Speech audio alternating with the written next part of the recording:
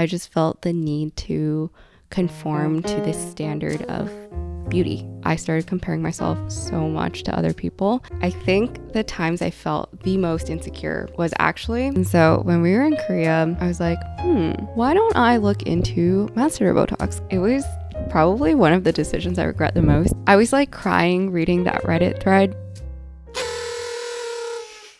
Hello, welcome back to Soju with Sarah. I almost forgot what this was called. So I know in the last episode I said that I would make a new soju cup for every single episode, but that was a very, very lofty goal of mine. It actually takes a really long time for things to bisque fire and glaze fire in the kiln, and I think the turnaround is like 3 weeks. So every single time I have an idea for a soju cup, it ends up taking 3 weeks, and since I'm doing weekly videos, it's a little bit harder to make that happen.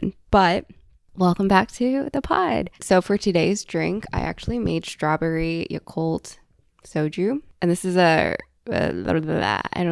my brain's very fried. I was like up until 5 a.m. yesterday because I kept thinking of ideas for the podcast. And I'm a very hyperactive person. So in my head, when something's running through it, there's 10 more things running with it. And then I just end up getting into bed, telling myself I'm going to sleep, and then pulling out my phone every 5 minutes because I want to write down an idea or I want to add like a to-do to my list. Anyways, this drink was inspired by the drink that I had in my first Soju with Sarah episode ever on my main channel, and that one was a raspberry yakult soju drink, which was honestly not as good as this one. I actually really like this one a lot more, and I thought the strawberries would sink to the bottom so I wouldn't get a taste of it, but it's actually at the very top and it tastes very good and it looks really cute. I don't know if I can show you.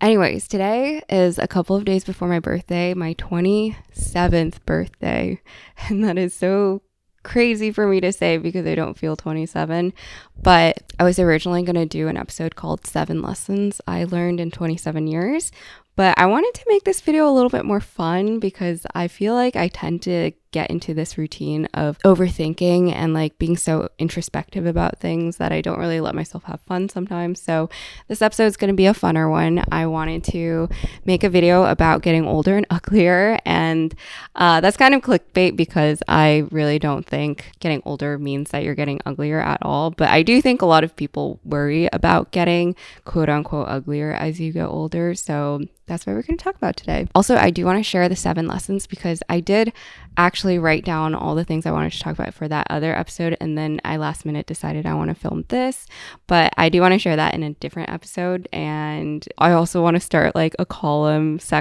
advice column section where you guys send in situations and I give advice, because they did that back in the day when I was a kid and you would watch like different TV shows.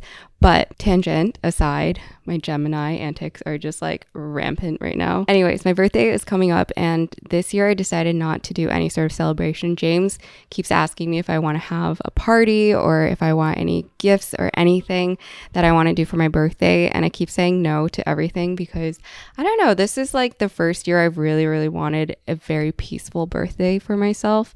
And in the past, I've always wanted to be surrounded by friends and have things to do and just be busy, but this year I just want some calm and quiet.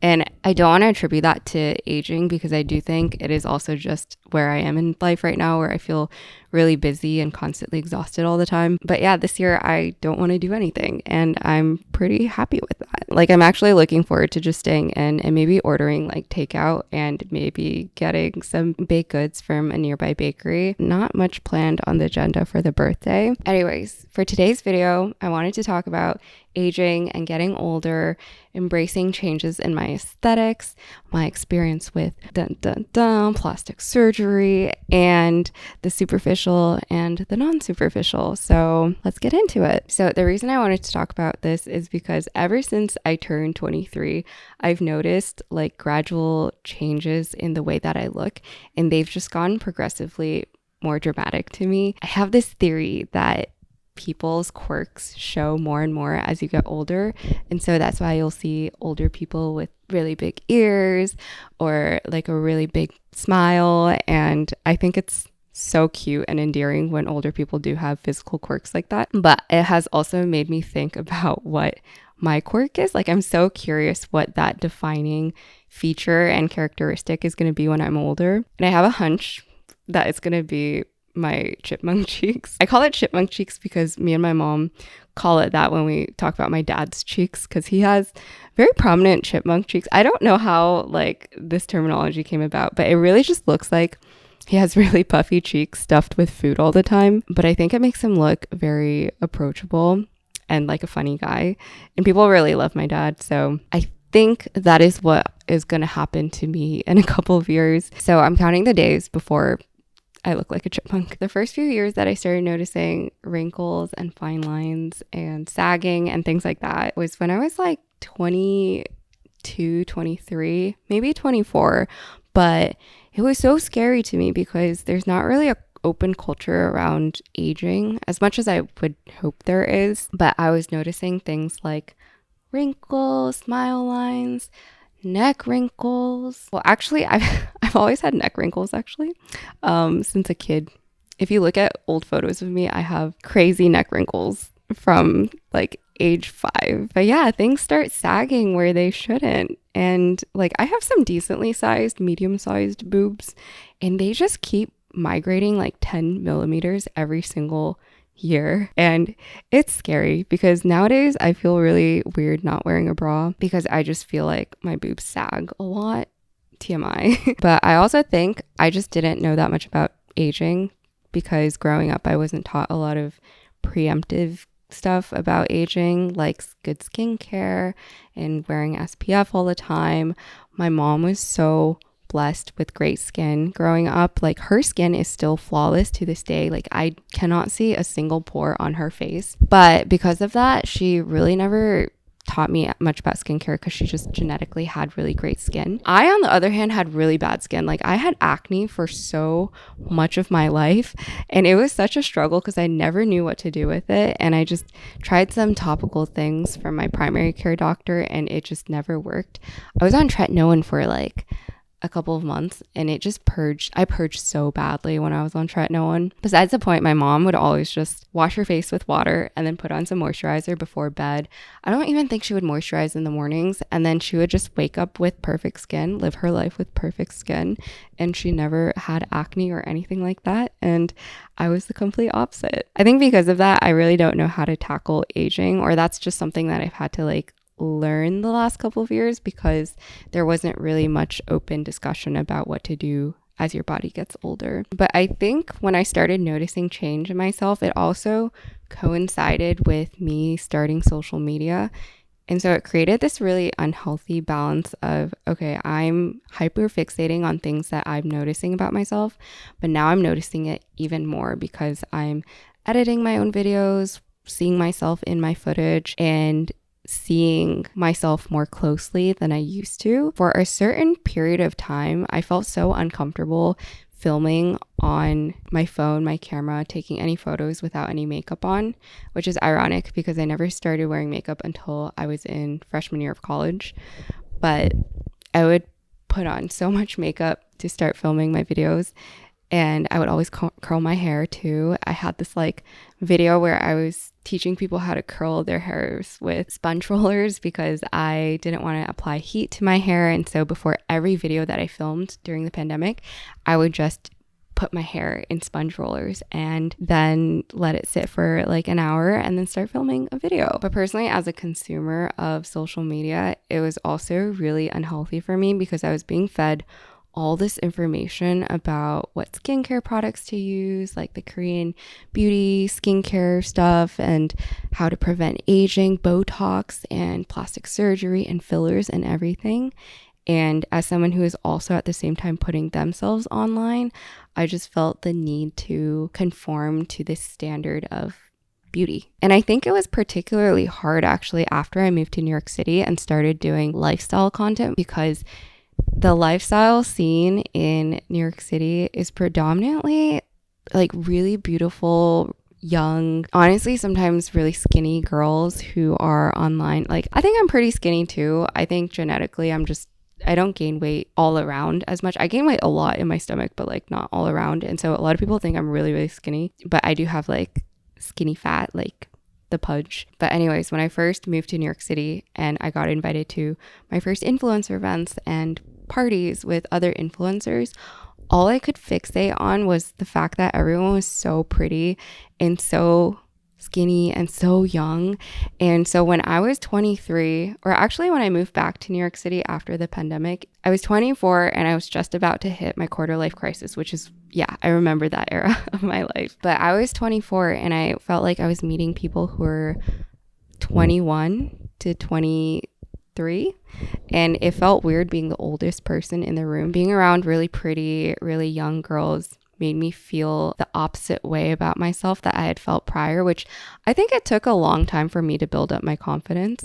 And it took a lot out of me to really become the person that I felt comfortable being.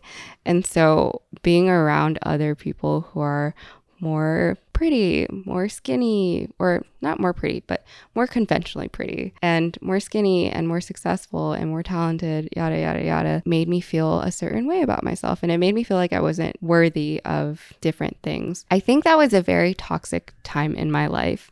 And I did really enjoy that period of my life as well. I think I built a lot of relationships and friendships and met a lot of people. But at the same time, I started comparing myself so much to other people, and especially people that I felt like had what I didn't have, and that could come in many forms in terms of like social media following, friendships, networks, things like that. But I feel like I'm going on a tangent, so let's take a little sip.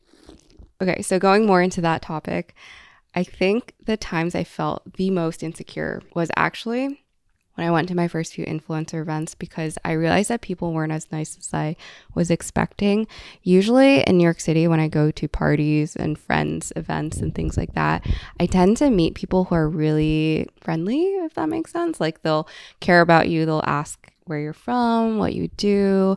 A question that I always like to ask people is what's been on your mind lately? And I got that from a friend who always asks that to me whenever she sees me. And at these events, the top questions would be like, how many followers do you have? What type of content do you do? Oh, let's follow each other on Instagram. Like that would be the first thing that people would sometimes say. It's like, oh, can I get your social? Let me like check, basically like, let me check you out online and see if you're worth my time to talk to. It made me feel so small because while I was doing stuff on the internet, at the same time too, when you exchange socials with people at these events, you're exchanging Instagram socials and not like YouTube or even TikTok. Like Instagram is the way that you connect with people. And I've always had a pretty small Instagram following, which I'm not that sad about, because I feel like my Instagram following and the people that follow me on Instagram are the people that care and the people that I want to be around. But it always made me feel so bad when people would, well, first talk to me and seem disinterested because I didn't look like a particular archetype of person that they wanted to talk to, for example.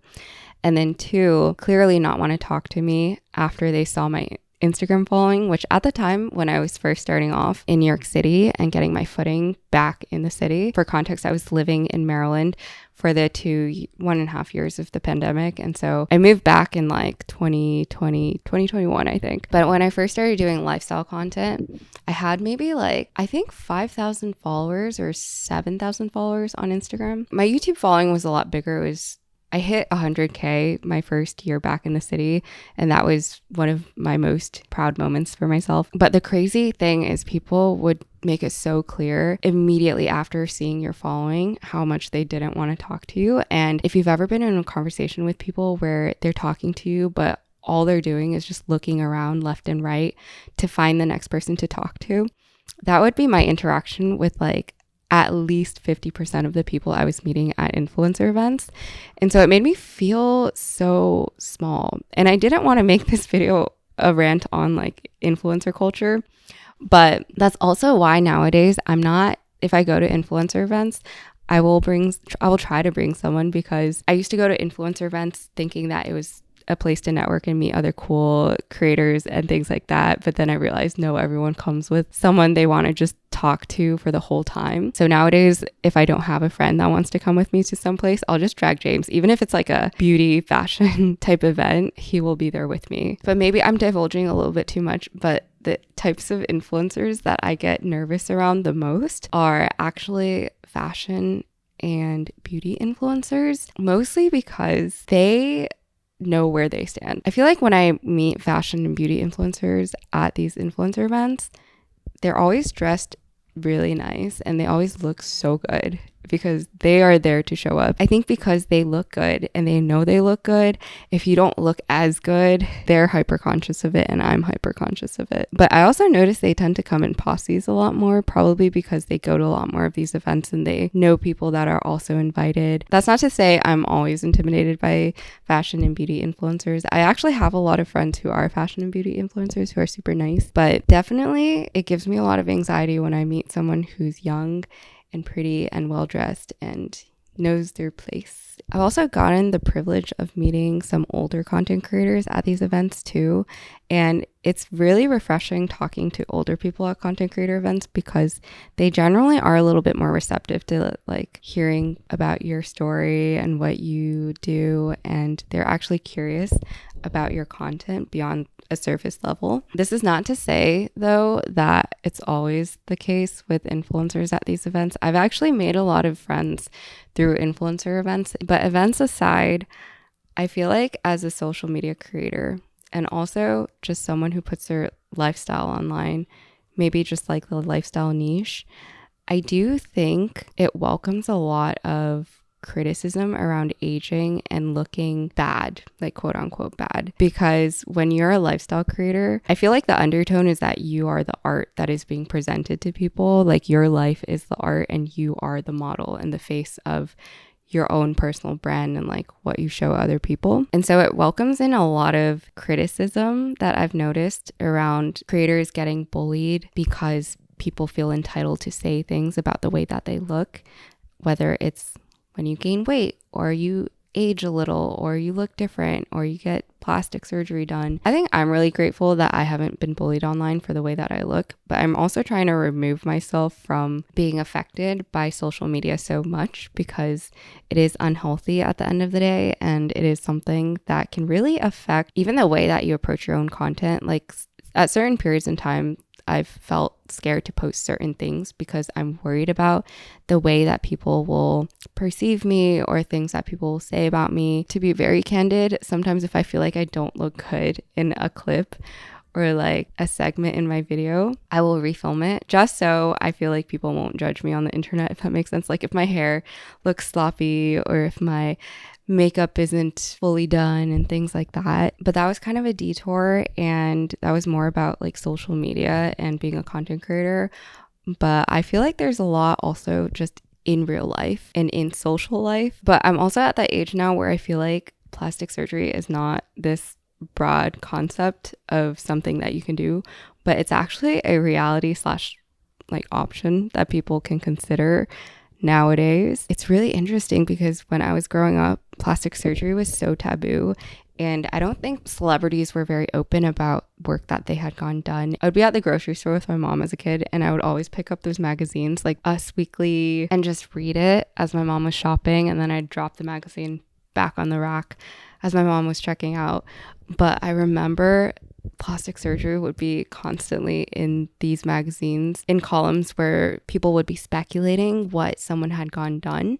And I just remember reading about it and thinking, oh my God, plastic surgery is so scary. I would never do it. This is like, why would people do plastic surgery? And in the last 2 years, I feel like so many of my friends and people around me and I have had open discussions about work that we would get and things that they've gotten and different things like that. And I also think it's a cultural thing because of TikTok and short form content. I do think there's so much more open discussion around like procedures that you can get, filler and botox. But I really do appreciate the open narrative around plastic surgery nowadays because I feel like it's better for people to be open about what they've done than have people speculate. And honestly, at the end of the day, I think you should just do whatever makes you happy, whether that is changing the way you look, changing things about how you dress, your appearance, all that. But I'm sure you guys are like, what have you gone done, Sarah? Like, we're so curious. And I will tell you, the only time I've had any experience with plastic surgery is getting masseter Botox. And this was in Korea. And I would not get masseter Botox in the in the States because it is just so freaking expensive. And I'll tell you why I got it, because I actually didn't get it for the cosmetic reasons. Well, I was aware of the cosmetic reasons because obviously masseter Botox is very popular on TikTok and everyone talks about it. And I feel like a lot of people promote it too. For good reason, because I think having the V-line face shape is very trendy right now. I actually got it because the first time I heard about masseter Botox, I think was in a Nicole Raffi video. And I used to binge her content obsessively because she's such a great creator. I think she got masseter Botox because she had teeth clenching and teeth grinding. I didn't realize that I was a teeth grinder until I was 22, living in New York City. And I went to my first dentist appointment in the city ever. This was like a bougie dentist in Midtown Manhattan, and they took an x-ray of my teeth and they told me that I had a lot of recession, like gum recession at the backs of my teeth because of teeth grinding. And also they pointed out that my teeth was wearing down. So the actual enamel itself on the bottom, there should be some like, I don't even know if enamel is the right term to use for this. But basically, there should be some ridges at the bottom of your teeth, and your teeth shouldn't be just flat or straight across. And my teeth was starting to become straight across. And so they were really trying to sell me on different things that I could do. They told me to get a mouth guard, which at that time, $100-something was really expensive to me, and that was the price of the mouth guard. So I ended up just going home and going on Amazon and purchasing this like self-molding mouth guard that was, I think, $10, and you put it in boiling water and then you take it out of the boiling water, you fit it onto your teeth, and then you let it sit until it solidifies. But that was the first time that I realized that I needed to fix something about my teeth grinding. So when I saw that video that Nicole Raffi put out, I was like, maybe I should get this. Like maybe it should be, or maybe this would be good for me, and maybe I can fix some issues that I have. I'm going to drink some soju now. I think I put a lot of soju in this drink because I am actually feeling a little right now. But so back to the mouth guard. I had that plastic mouth guard, DIY home mouth guard, and it gave me so much pain because it was very thick. And so every single time I would wear it at night, I would still be clenching my teeth and grinding it. But because there was this really thick, dense piece of rubber between my teeth, my jaw would be in so much pain in the mornings when I wore the mouth guard. And so when I saw Nicole Raffi do her Botox video, I was like, that is an option. I think there's been several points where I've actually looked up the price of Botox, and every single time I just like flinch and then I close my laptop and I'm like, okay, I'm not getting Botox. But I was in Korea last year, and plastic surgery is so normalized and so cheap in Korea. And so when we were in Korea, I was like, why don't I look into masseter Botox? Because I've been really considering it for a long time to fix my teeth grinding. And everyone on social media talks so highly of masseter Botox.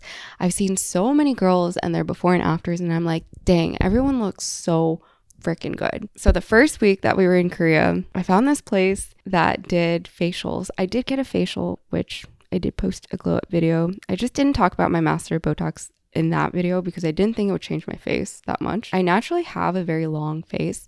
Like I wouldn't say I have a V-line specifically. I have my dad's chipmunk cheeks, but I didn't think I had very dense masseter muscles, so I didn't think it would really affect me. I'm here to report that it was probably one of the decisions I regret the most because I do have a very long face. And personally, I think people with longer faces don't fare as well with masseter Botox because it just makes your face appear even longer. But I will say it did help so much with my teeth grinding. And I go back and forth nowadays because my teeth grinding is back again. And I really hate feeling like I'm wearing my teeth down because it is also something with aging that the older you get, the weaker your teeth are. But back to the Botox. So my one time doing Botox was masseter Botox in Korea last year. There were 2 days that I felt like I looked really good. But I think it was also because I got a facial in Korea. So I couldn't attribute it to anything specifically. But if you go back to my old videos, maybe I do look a little more fresh and refreshed. So I looked good in Korea. And then when I got back, I think also all the work stress and all the life stress came back. And so when I got back from Korea, my face started getting extremely, extremely thin and gauntly. Like it looked so hollow and sunken in. And maybe if I can dig up a photo, I'll put it here. And I was just really unhappy with the way that I looked because I started having gels because I didn't have the masseter muscle in the back to support it. And so I felt very insecure about that for a while. Even though it did fix my teeth grinding, it gave me this new issue that I had to deal with and figure out. But I tried it and I don't think I would do it again. As of right now, I don't have any other cosmetic procedure that I want to get done because personally, it scares me. I feel like every once in a while I'm on plastic surgery TikTok and then it gets into my head.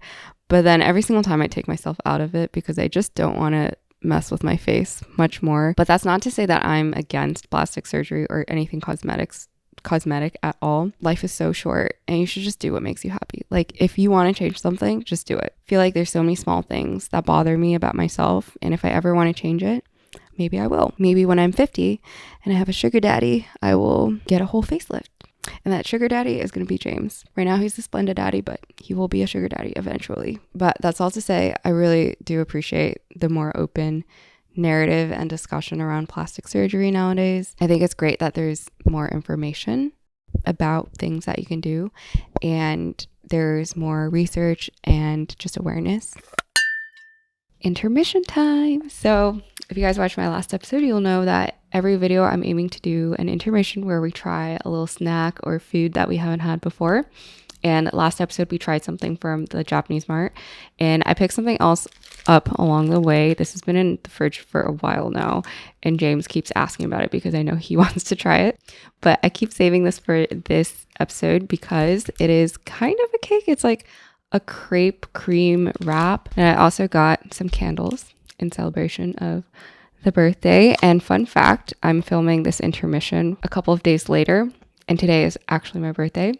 And I just had a very fun day of doing not too much. I went on a little picnic with some friends. Then we did pickleball. My first time playing pickleball. I wasn't as bad at it as I thought I would be, but it was really fun and a good way to spend the afternoon. And then James had a reservation for me, which I told him to cancel so that we could just go to somewhere local. Now we're back home and let's try to open this. And I got some plates. Don't worry, I will invite James for this part. And I got these candles that were a little bit cuter and more colorful than regular candles. So I'm just going to take one and pop it in. I don't know if it's going to fit. This is a little bit dangerous, but I'm going to try to light this and we can blow it out. Also, if you've noticed, the lighting color changed because I'm still experimenting with like the $10 light that I got for this. And there's different colors, but I personally still think that this background's a little more digestible. I think the bright red's a little bit harsh, so I don't know if I'm going to stick with that. But we got our lighter and let's light this. I already did the candle blowing today and we had like this berry Napoleon from this place called Martha's Bakery. That's really good if you're ever in Williamsburg. But this is my second time around and I feel like I'm supposed to make a wish. So I'm gonna close my eyes and make a wish and then blow it out. All right, time to try this. And also I'm gonna invite James over too so that he can try it because I know he really wants to. Let me go get him. All right, James is here for our mukbang. Hello. And if you notice, I got an extra microphone because last time we were doing some weird thing with like our Rode clip-on mics and the audio quality was just different. So we're slowly making upgrades. Happy to be here with higher quality. Happy to have you. But anyways, we finally get to try this. What is this again? From the packaging, it looks like it's some cream-based red bean crepe pastry. I've been called that before. A crepe? Yeah, crepe. But you're finally welcome to try it because I know you've been wanting to. I've been eyeing this in the fridge for weeks. And the day's finally here. Bon appetit. Bon appetit. Oh, quite hard to chew. Is yours hard to chew? It's really like sticking to the roof of my mouth. Oh yeah. It's very sticky. Overall, not bad. 6 out of 10. What do you think? I kind of agree that it's a little bit raw tasting. I don't know how to describe it better, but I had higher hopes for this, so I think like mixed pancake batter? Yes. I feel like this is what that would taste like. Yes, I totally agree that. What do you rate it? I want to say a 5. 5? Unfortunately.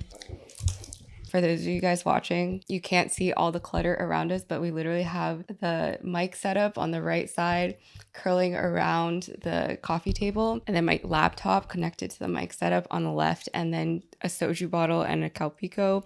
And our all legs this are food. bunched up against each other because the space is kind of tight. We're working through some kinks before I bring on any other guests. I'm just going to hold this. I feel like that's probably better. Probably better. First of all, I wanted to say thank you for everything you did for my birthday today. No problem. Happy to do it. If I didn't do it, I don't think I'd be your boyfriend. So. But anyways, I wanted to say thank you for that. And now, instead of Juices with James, if you were here for the first episode, we did Juices with James where we kind of just talked. But today, I'm testing out a new little segment called So True with Sarah. Woo. And James is going to make the intro song for that. So true with Sarah. Like that? You should actually play out how you actually create it. The like Juices with James thing too. Yeah, he did bloopers and Juices with James for the last episode, the whole intro song for it. You make it sound so impressive. All I did is major chord. Oh wow, major chord.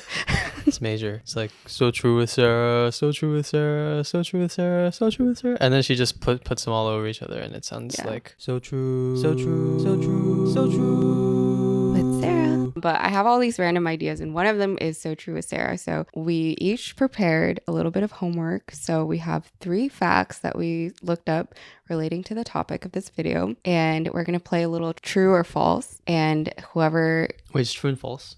It's true and false. I didn't put it in true and false form. Oh, really? It's like 1 multiple choice and 2 fill in the blanks. Oh, no. I guess my instructions were not very clear, huh? We can do a fun fact form, but... Well, you can do true and false. I will do the other type.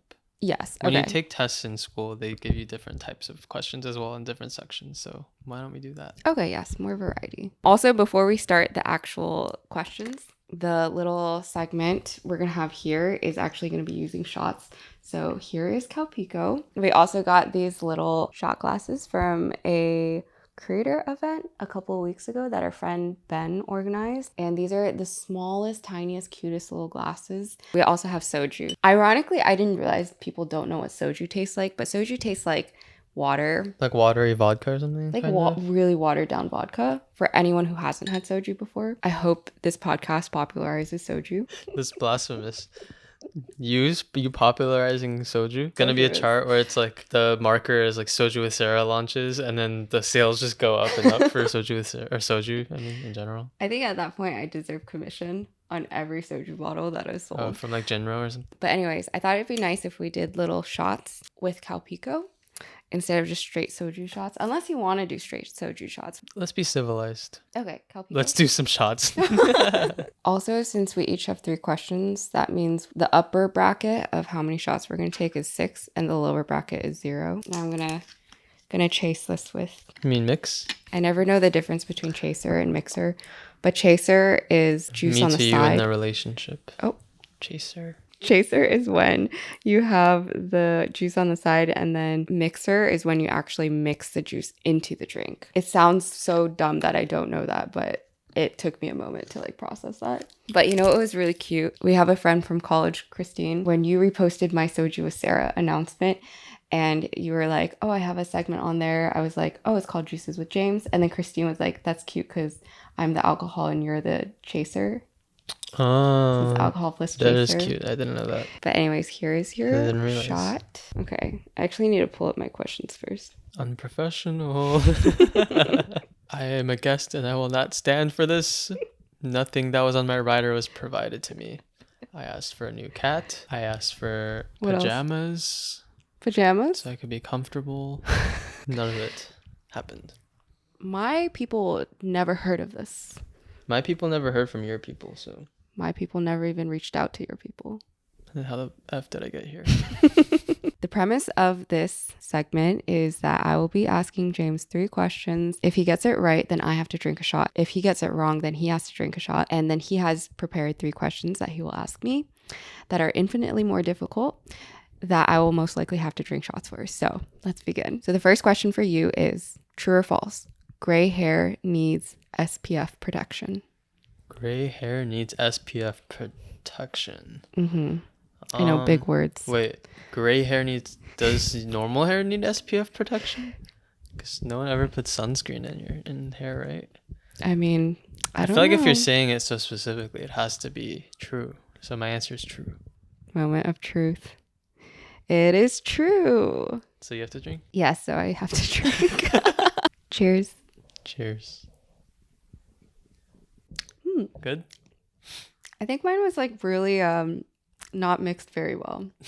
With every fact, I have an explanation. So apparently gray hair does need SPF protection. All hair apparently needs SPF protection. They sell products like actual SPF hair products that you can spray into your hair before you go into the sun. But apparently the lighter color your hair is, the more at risk it is to being burnt from the sun, essentially. So it would get very brittle and frizzy. And yeah, so it's important to protect. Is that the same reason more melanin in your skin makes you like resistant to sun damage? Yes. Yeah, it's the same concept. So you have less like quote unquote melanin. Is it melanin? Maybe it is melanin in your hair follicles. I don't know follicles. What it is for hair, but yeah. Yeah, so if you have lighter blonde hair too, it's similar to having gray hair where you just don't have as much protection from the sun rays. Wow. So they do sell products apparently. All right. Here's your question. What percentage of cosmetic surgery patients in the United States are male? 20%, 10%, 5%, or 1%? Does this include like hair transplant and those types of... Oh my God. Okay. I think it's definitely 20 or 10. I'm going to say 20%. It is 10%. No. Or I think it's 10 to 15%. No. Yeah. Okay. You can take my shot. It's already poured in. I didn't even pour myself another shot, and now I have to take another one. I'm sorry. It's my birthday. The cards are stacked against you. Cheers. So, true or false? The first recorded plastic surgery was in 1928. First recorded? Mm-hmm. Was this on video? No. This recorded? This is actually a vlog. Oh, okay. Get ready with me to get my nose job done at the local colonial market. First plastic surgery. First recorded plastic surgery. I feel like when I was doing my little bit of research through ChatGPT, something that I came across was that the father of plastic surgery, Dr. Gillies, something about him being in the military as like a doctor, and then he did like skin grafting and stuff like that, and that was like the very early origins of it. Yeah. And so if that was like the US war, a US battle, military type of thing, 1928. That doesn't feel like a wartime type of thing at that point. Are you sure? My answer is false. False. Did I get it? I got it false. It's right. Yeah, you're right. All right, you want to pour me a shot? Yeah. Was it later on? I'll take this one for you.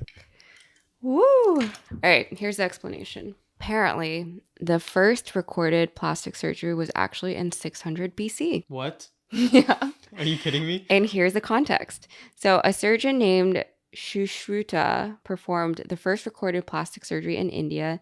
His notes carefully describe a rhinoplasty, i.e. a nose job surgery using skin from the cheek. His notes also describe other cosmetic procedures such as earlobe surgeries and cleft lip repairs. Shushruta even describes using wine as an anesthetic and creating his own tools for surgical incision. You think they had Instagram face back then? I think if you saw like cave paintings back then, you'd see like normal looking people, and then one's just like serving.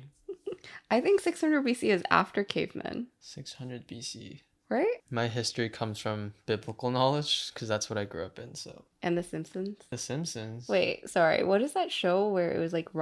The Flintstones? The Flintstones, yeah. Yes. And then I saw a ton of other like history notes on other cosmetics procedures. Apparently you would go to the barbershop to get cosmetic procedures done. Because barbershop? Yeah, they were like loosely aligned with like cosmetics because... Like taking care of how you look? Yeah, basically. And also the knife and everything. So they would do nose jobs in the barbershop. Holy shit. What is the most common cosmetic surgery procedure performed on men? A hair transplant or a rhinoplasty? Oh, that's easy. Hair transplant. It's easy? Are you kidding me? It's a rhinoplasty. Are you kidding me? Whoa. Wait, do you have numbers? I want to know how many. All right, well, let me just look it up real quick. Wow, I'm doing really badly on this. The prompt I gave James was questions about aging and plastic surgery, and he just went full send on the plastic surgery. I guess in the meantime, I will just consume my shot I'm just wrong because You're wrong? ChatGPT led me wrong. What's the answer? According to Statista, the most common cosmetic surgery in the United States for men in 2022 was gynecomastia, or male breast reduction. Oh. Almost 22,000 or 21,000 procedures performed. Interesting. It's a lot. It's like conflicting sources though. Other places say it's rhinoplasty. It says like a lot of them are like rhinoplasty, liposuction, the like breast reduction one, and then hair transplants. So honestly, guys care about their looks. They just don't want to talk about it. That's true. Yeah. I feel like I have absolutely no understanding of men's cosmetics. Yeah, your boyfriend looks so perfect. He doesn't need any of that stuff, so I get it. Can't deny that. So I have to take this, yeah? I'll take it again. Okay. Now you can try it with Calpico. Ooh, that's a lot better actually. Okay, one more question. All right, true or false? Older people sweat less. Why would they sweat less? When you sweat, it's because you need to cool down, right? Your body's cooling you down. Are older people just cooler already? I feel like they are. People are cool. They are cool. I'm going to say true. The answer is true. I feel like you laid it up for me on these true and false. Yeah, well, I didn't realize they would be so easy for you to get. Thank you. Please explain. Yes, I will explain as you honorably take my shot for me. Yeah, dishonorably. Apparently, our sweat glands shrink as we get older. So essentially, we have a referee here to judge who's going to win. He's our producer, and he's just making sure that all our audio equipment is working properly. But apparently, because our sweat glands get smaller, we also have less odor, so we don't have to worry about smelling as bad when we're older. So that's one thing to look forward to in a couple of years. Should I find one more or no? True or false? The human body starts aging at the age of 30. I think you start aging from the moment you're born. All right, so the answer is false because the aging process begins much earlier, typically in our mid-20s, when we start to lose collagen and elastin in our skin. However, the visible signs of aging often become more noticeable around age 30. So we've already started aging. We're past our physical prime. Our mid-20s. Yeah, because today I turned late 20s. Ouch. Anyways, thank you for coming on. I feel like my coochie was out the whole time. That's amazing.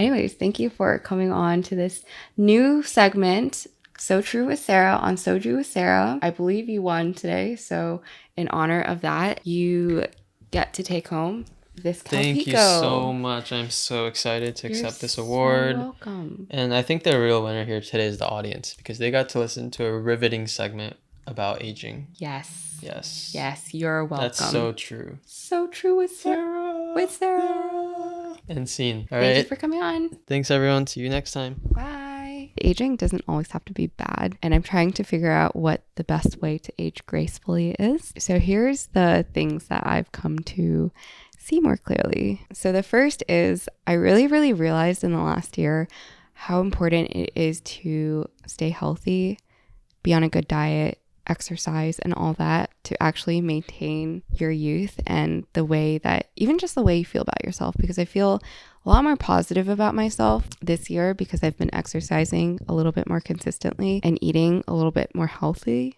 But ever since I started going to the gym consistently, I've noticed just the smallest changes that make me feel better about myself.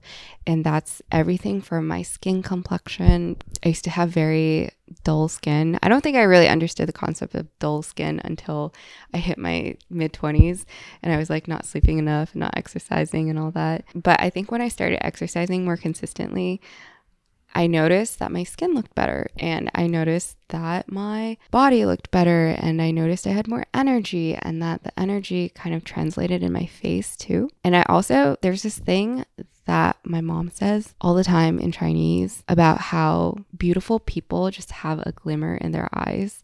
And when you treat your body unwell, you kind of lose this sparkle in your face. And I don't know how to describe it, but your eyes kind of fall a little.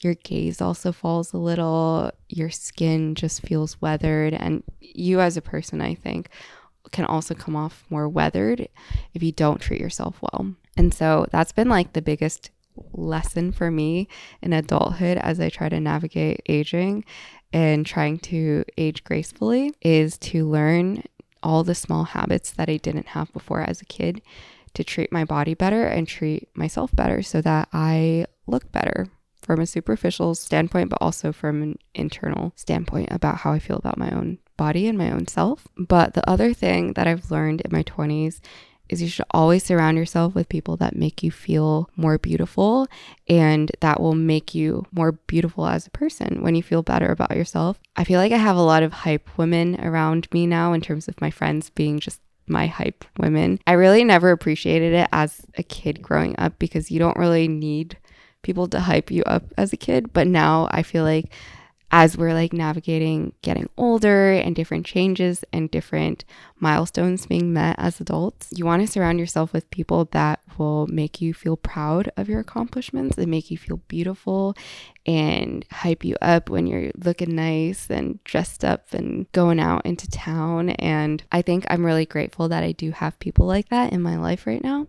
And also I have that in my relationship as well. And I used to surround myself in college, which I will get to in a relationship podcast episode. But in college, I had this string of the most toxic relationships, and it was so bad for my own self-worth because I just always felt like I wasn't good enough. And I always was in situationships with guys who made me feel less of a woman, and that was just very bad for my self-esteem. And I feel like that also weathered me out a lot. And so I'm very grateful that I also surround myself with a partner who embraces me and makes me feel good about myself. And the last thing I wanted to say is I feel like with aging, it's never a black and white kind of thing.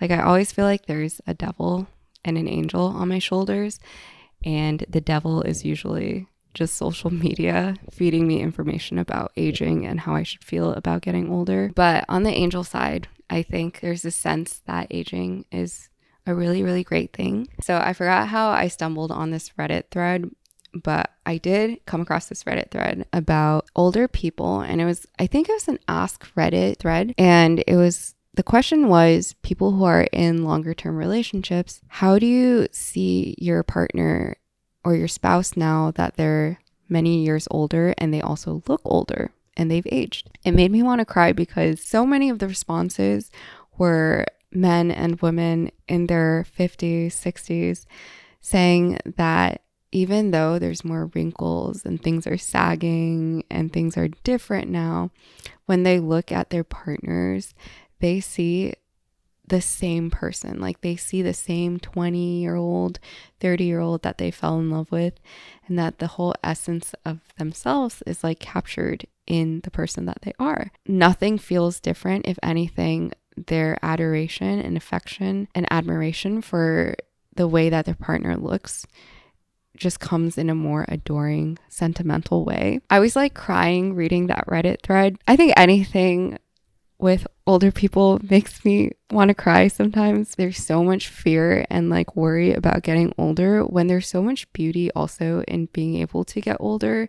And it's so much privilege to be able to age and have different things change to indicate different parts of your life. You know, like wrinkles are basically smile lines, right? And so I feel like it's so beautiful that you can have that imprinted on your face. Obviously, that's not how people see wrinkles in culture and society right now. But my point is, I'm trying to look at new things that pop up in my face and my physique and everything as something that I want to embrace. I think things like getting wrinkles and gray hairs is a very natural thing to go through, and it's very human too. So I don't ever want to push that away, if that makes sense. But anyways, those are my thoughts on aging and changes in your aesthetics as you age. I didn't want this episode to be too heavy, but I feel like I always go on these long tangents that are too introspective. But yeah, those are my thoughts on the superficial and the non-superficial of aging. I'm gonna finish drinking this soju drink that I once again have not finished. But yeah, thank you guys for sitting through and hearing me rant about getting older. I hope some of this resonated with you guys, and I will see you in the next one. Bye. Bloopers. It's bloopers. I'm really lighthearted. I mean, lightheaded. Thanks, everyone. See you next time. Bye. Are you okay? So I'm revealing a little bit more, but seems like the episode is over now.